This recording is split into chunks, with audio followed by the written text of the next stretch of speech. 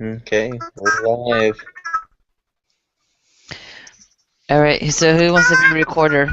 Because they have to turn into paper. Okay, I can do it, I guess. Well, you set up the recording. I don't mind doing it. Oh, okay, that works.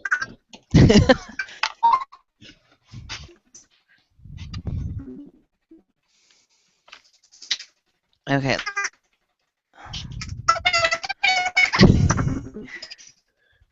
Hey, Stephanie, can you open up the text box?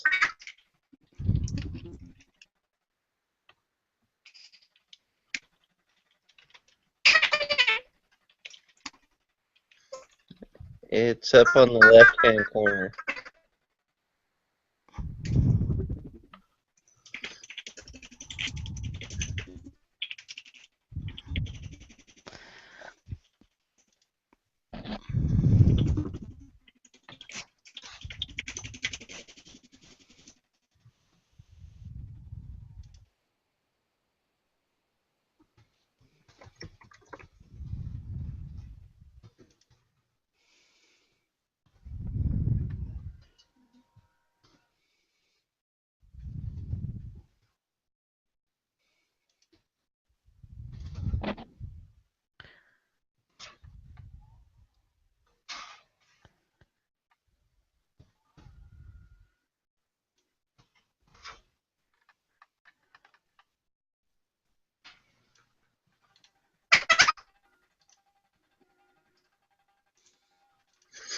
Okay, were you guys able to get the case study read?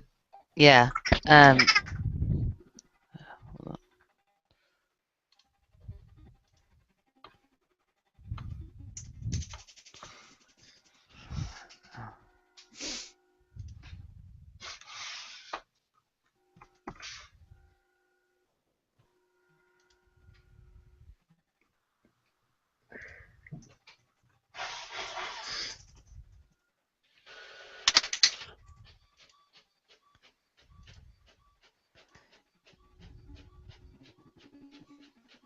Okay.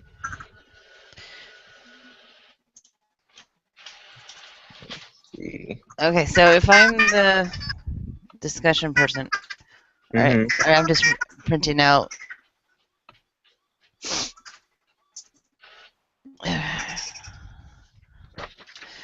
All right,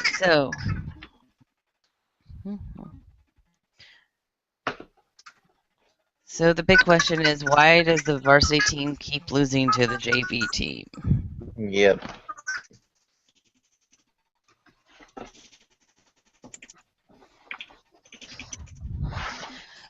When I read it, notes that I put in the column were like attitude problems, lack of teamwork,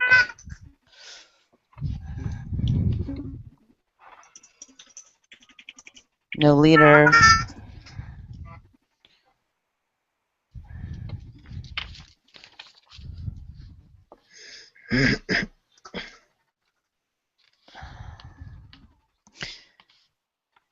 Yeah, that's everything I got. Um, I felt they kind of felt a little entitled. yeah, they felt entitled. They didn't work well together at all, I thought. No teamwork. Okay, so it says under the discussion, okay, it says scholars identify two types of team conflict. There's task conflict, where people disagree about the task to be accomplished, and I think they had a little bit of that.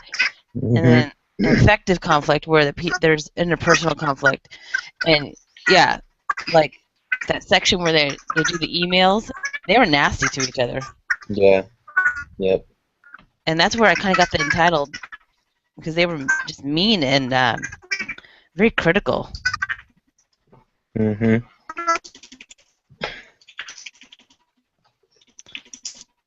I think it says I should have remember Blaming. It where says it's. I know when it says when they first started, they where is it? when they first got put on the varsity team, um, it was. Trying to see if I can find it. I thought there was no accountability. No, I thought it was interesting how the coach waited so long to talk to him. I agree. Like, I thought that was interesting, and maybe that's part of the whole like fact that this is a case. Is he sat there and analyzed it, but I think he was in shock. Yeah, I Like think this so. wasn't supposed to be happening. Yeah. And the JV were right; they had nothing to lose, so why not work together? And I thought that was also interesting that they would rotate out a varsity, and the JV would still win. So it was almost like the boat was the leader, not the people, in a way. Well, I think kind of what I got from that was yes, the strongest people were in the varsity boat. And it talked about when he put one person, one or two people from the varsity boat into the JV boat, the JV boat would do even better. And the varsity boat would slow down. So it was obvious they had the best. That he did have the best people in um, the varsity boat, but they didn't. Um, they just weren't working together. Mm-hmm.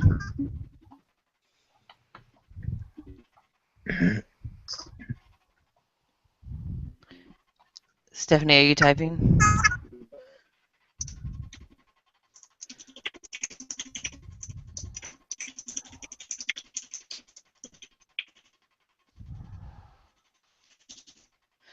That's true. You're only as strong as your weakest link.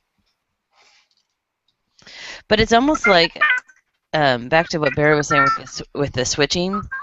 It's almost like being in the varsity was a curse.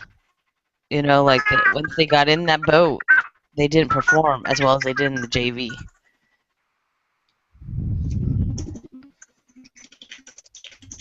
I know it talks about the JV team didn't want they didn't want anything to do with the varsity team.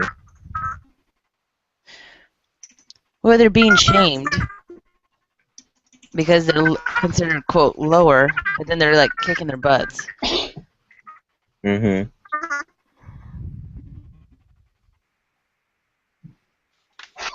But it's almost like there's not an actual solid team on either as he starts flip-flopping them. It's almost like it doesn't matter who he puts in the JV boat, it's winning. Yeah. Well, yeah. So I think he did have it. He did have his strongest rowers on the varsity team, but they were just failing to work with each other because of those factors we talked about before. Right.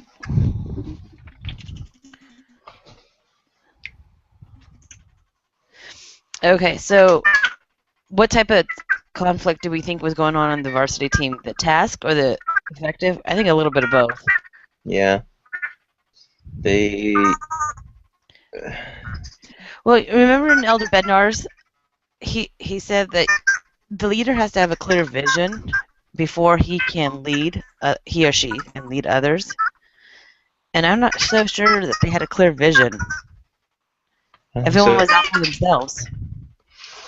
Yeah, that's another thing. I think that was one of the biggest things in there. He said the varsity team didn't have any real leaders on it,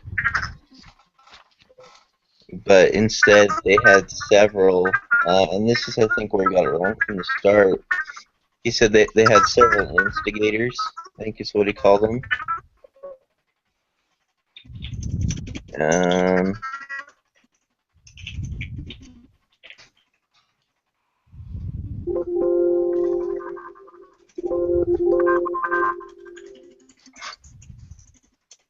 Troublemakers. Yeah, maybe that's what it was.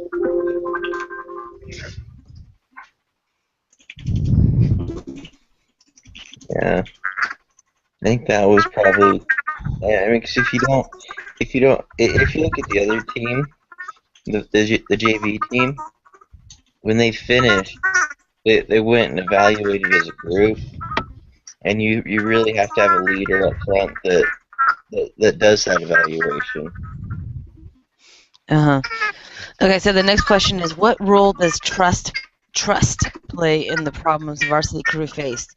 And then, excuse me.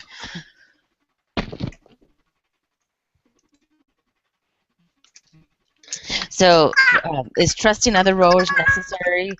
Is trust in the team the same as trust as in individual team members? What happens to team trust if you replace one member of the team? What happened at the end of the case when the coach switched varsity individuals with JV individuals? What does this prove?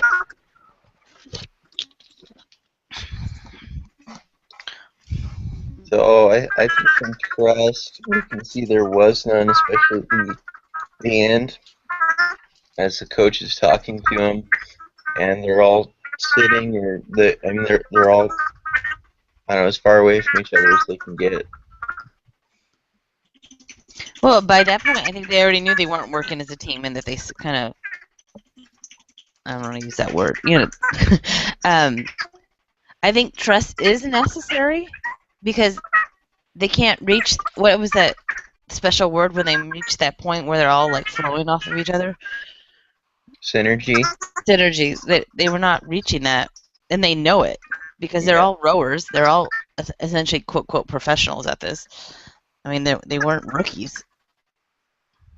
Yeah, I think up to this point, up to the end of the case study, I mean, they really haven't communicated at all, because somebody makes a comment, I'm the one carrying the boat, and then two other people say, no, I'm the one carrying the boat, Right. and several other people that say, I mean, and that's just something that hasn't been communicated at all.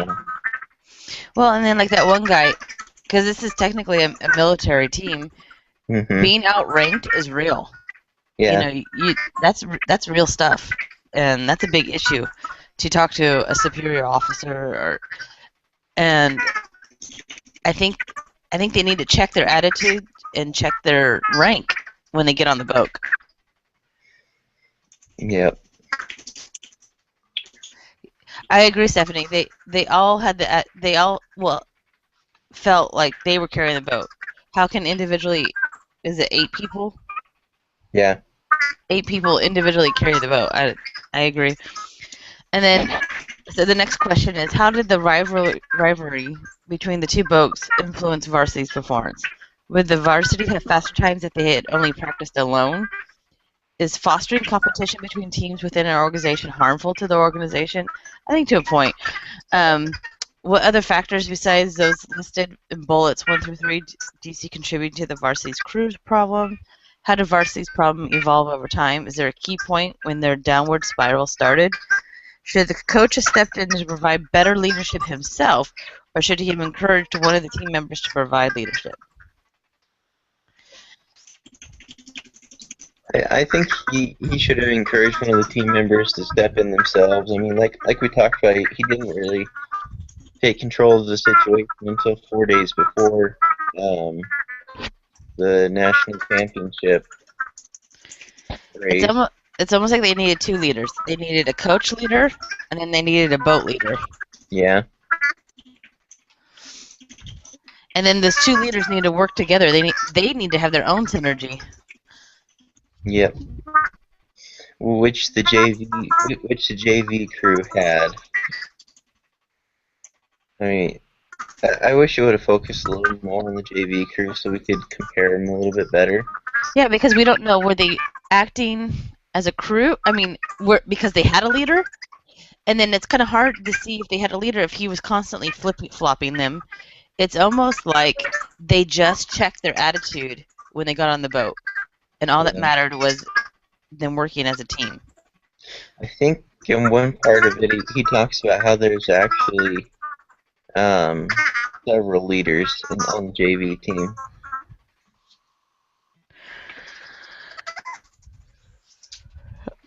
Well, okay, so back to the question about competitive. you know, I'm the primary president, and sometimes it's a motivation, and sometimes it's taken too far. So I think what's the saying? A little healthy competition is good, but it can go south very quickly. Mm-hmm.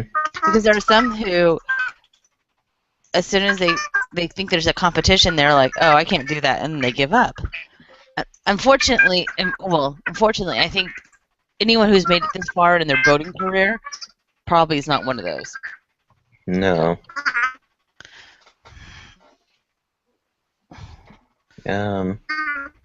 I know it talks about when the varsity crew first got elected. They said they got what they call swing, and basically they were basically they their first race they beat the JV team, and I think they kind of relaxed from there.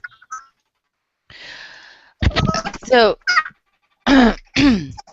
when do we think that their problem started to spiral? Is it when he started openly acknowledging that the JV is beating the varsity, and that it kind of broke down their morale? I think the problem probably started, honestly. It really started getting. I really think it goes back just to not having a leader on the varsity team, and that to me seems like where it would really happen is not having a leader. Because if you don't have a leader, it's bad from the start.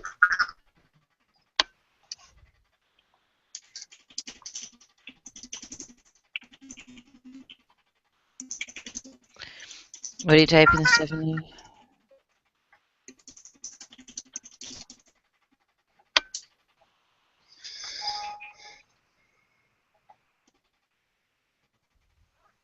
Good question.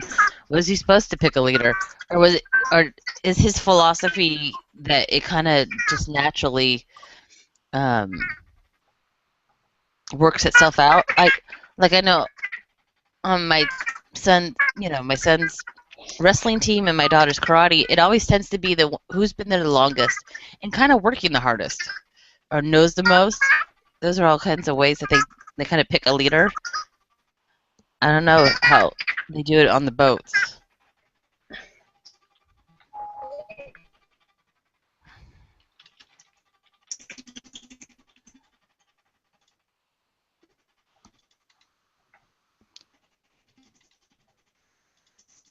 What do you think, Barry? From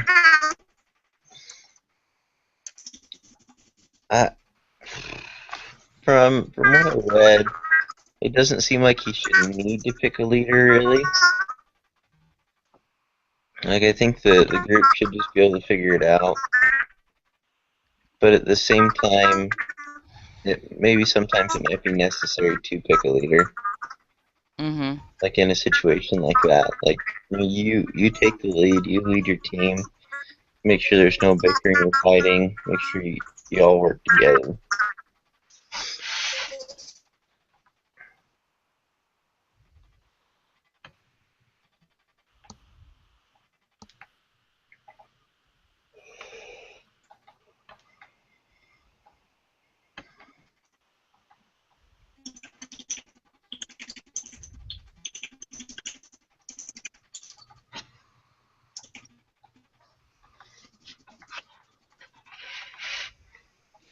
All right. Okay, so part 2. What should the coach have done differently? What should Coach P have done differently earlier in the season to resolve the problem? I agree with Stephanie. I think he should have switched up the teams and done it early. And then the next question, at what point do you think he should have intervened? Be specific about how you think intervention would have helped the team. I think he should have set the standard on the first day of practice. Mm-hmm. Or as soon as he you know how they kind of explained that they did this like testing to determine the teams. I think he should have set the bar right on that day. Yeah, I agree. And then it says explain exactly what you think he should have done. I think, I don't know. As soon as it says during the team's first practice on the Hudson River after spring break, the JV boat immediately beat the varsity boat in a practice race. And then it kind of goes from there. I think that's where he should have started, was in those first couple of weeks. Because this went on for months, really. But those first couple of weeks, he should have sat down and done what he did at the very end. It's almost like instead of when like when he started flip-flopping and pulling, it's almost like he was more interested in doing this science experiment than really figuring out, oh, this team is not working out. Like, he already knew he had the best of the best in that boat, but I think you know how like Elder Bednar talked about motivation, and he's like, really, it's all internal. Like, you can't teach people to be motivated.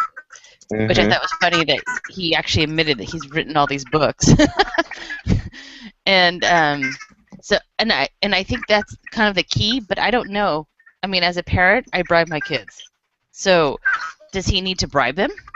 How do you motivate essentially almost grown men to go row a boat and work as a team? I don't know. I think if you would have focused early on, do you remember how there was the four elements of success that all had to come together? You had strength and conditioning. Yeah. Conditioning, rowing technique, psychological dimensions, and program organization. I think he was focusing on strength and conditioning and rowing technique the most, and kind of failed on the psychological dimensions of it until the very end there, until the last 4 days when it really got down to crunch time. I just don't think he was quite being honest with himself the whole time. He was hoping things would change. I agree. I think he was kind of waiting for it to see if it would. Yeah. So really early on, he should have done that psychological analysis on him and figured out where the problem really was. Well, you know, something I think managers do is sometimes they concentrate too hard on the data and not the people themselves. Like, for example, I worked for a company where my last review, it said, she's not my top performer, but she's always 100%. Like, I never have to correct her. I don't have to correct her work. And I think you needed to, and that particular manager would take that into consideration. That, yeah, I wasn't performing the highest numbers. Sometimes you just can't look at the numbers.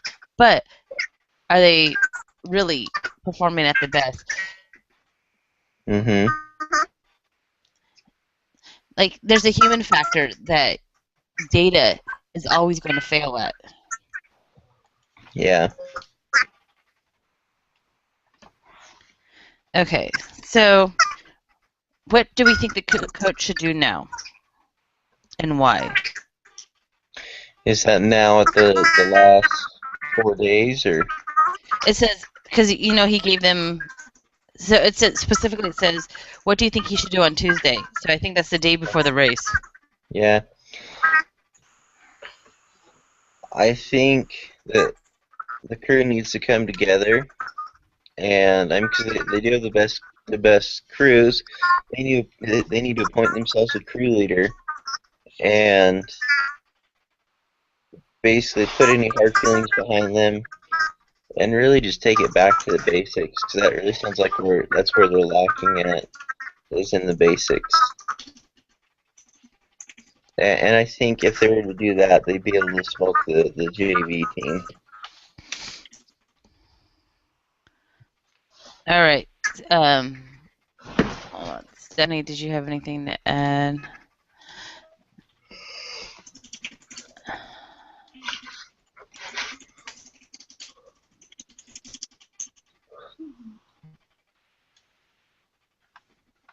Okay, so now I'm supposed to read the follow-up. Okay, so let's see.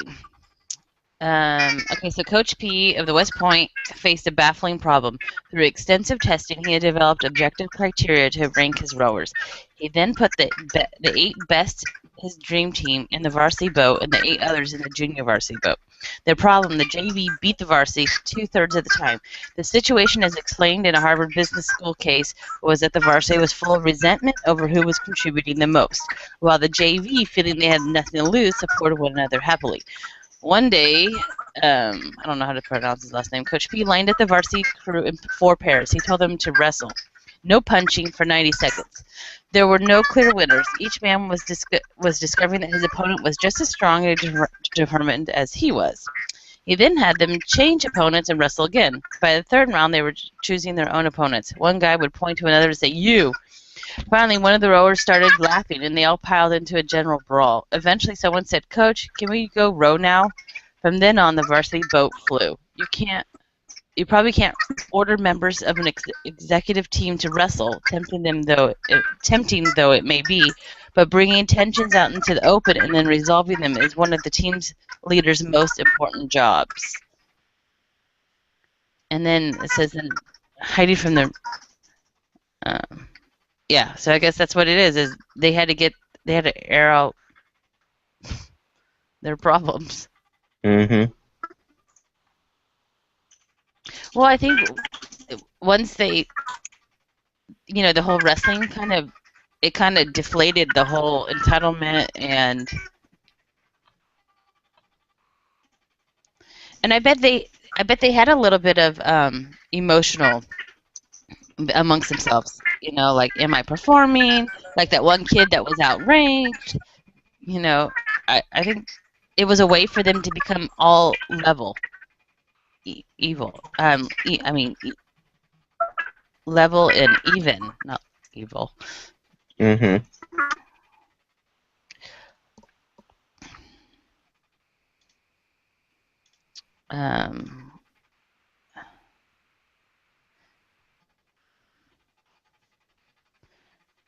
Yeah, Stephanie says also. Mm-hmm. It really, I think the wrestling gave them a chance to just work all their emotions out and stuff.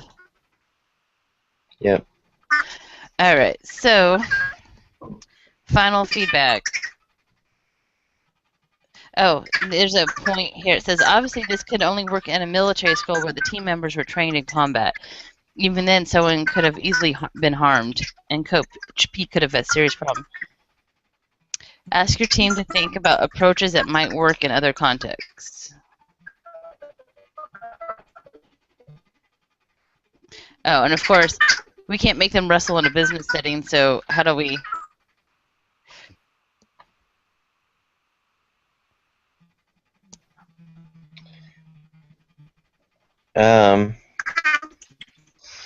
I think, like it talked about, you don't have to wrestle, you just have to bring the conflicts out into the open and resolve them.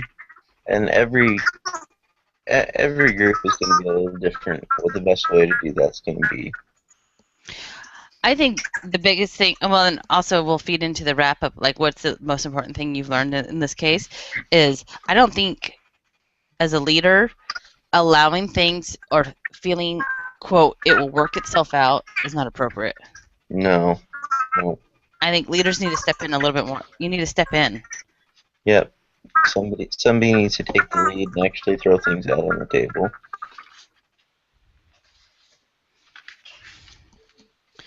All right. Ask each member to rate the overall quality of today's discussion from 0 to 10. ask what you did as a discussion leader that they liked. This is stupid. And then ask what you could do.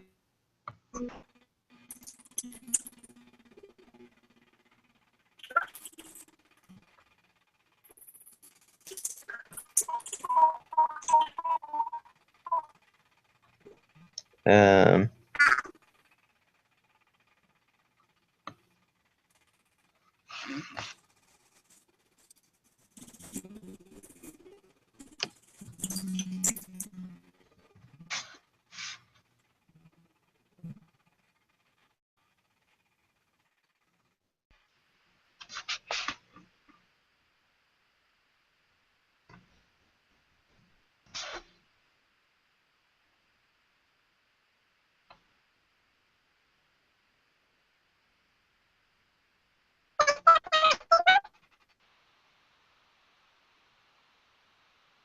hmm.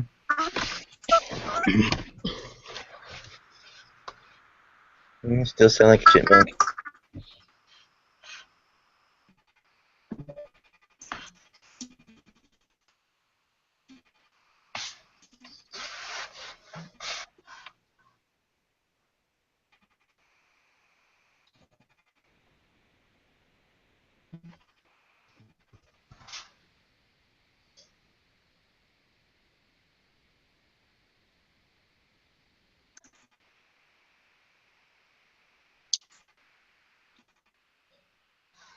Okay, are you still there, Carrie?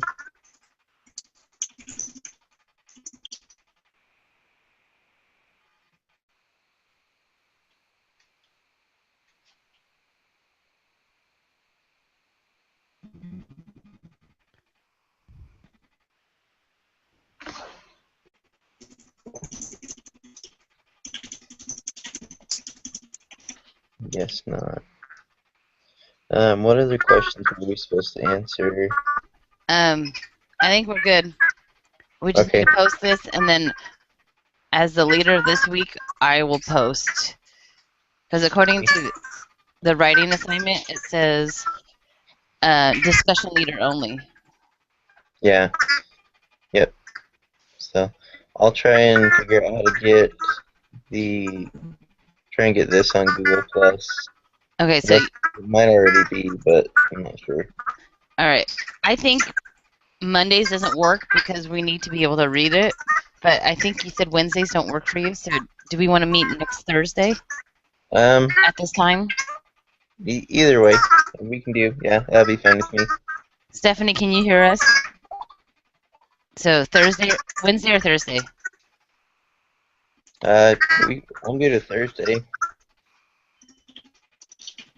Let's see what she says. Thursday's fine. All right. So, Barry, if you don't mind setting it up, the link. Mm-hmm. Stephanie, do you want to be the discussion leader for next week?